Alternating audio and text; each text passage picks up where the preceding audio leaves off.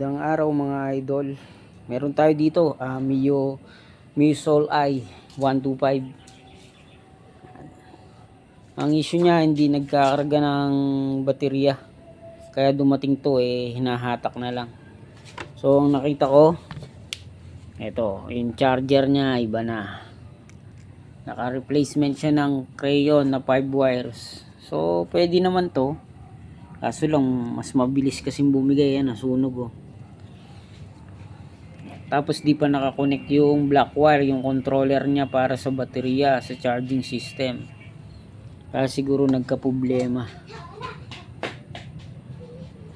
Papalitan ko na to para magamit na ng may-ari. Yan oh. Sinuksok lang yung mga socket terminal niya. Natin siya ng charger. Ano yung charging niya? Ay, natanggal. Sandali, natanggal.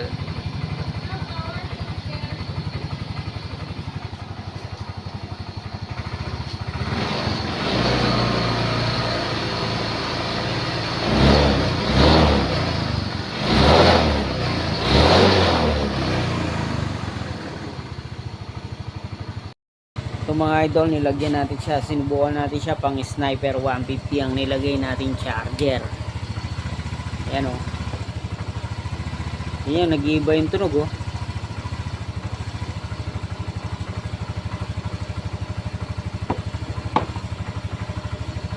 Pang Sniper 150. Okay naman. Hindi naman siya nag-overcharge. Nakabukas pa yung mga ilaw.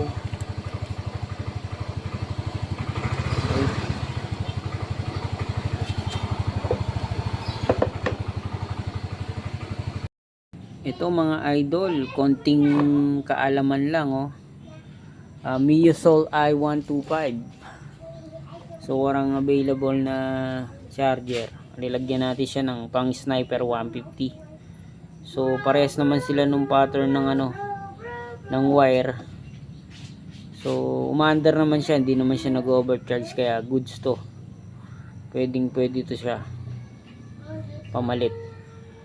Yun nga mga idol, napalitan na natin ng charger regulator tong Mio Soul i.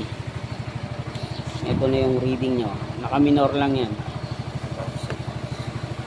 Pinalit natin pala is original na charger regulator, di na natin siya kinonvert kasi para mas safe yung electrical wiring niya, lalo na yung ECU. Kasi pagka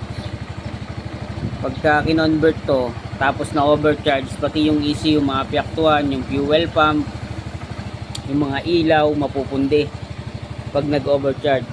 Kaya ang binili natin is original.